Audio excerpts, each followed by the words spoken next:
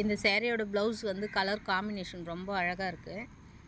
சேரீ வந்து ராமர் ப்ளூவும் நேவி ப்ளூவும் கலந்து, ப்ளவுஸ் வந்து நேவி ப்ளூவில் வந்துச்சு. இதுக்கு நாட் வச்சு பப் ஸ்லீவ் வச்சு அந்த பார்டரை ஸ்டிச் பண்ணிட்டோம்.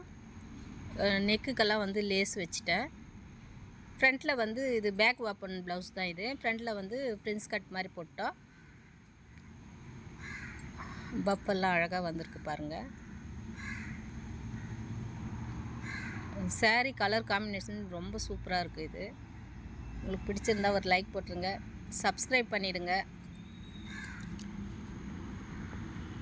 பஃப்பு ரொம்ப அழகாக இருக்குது பாருங்கள்.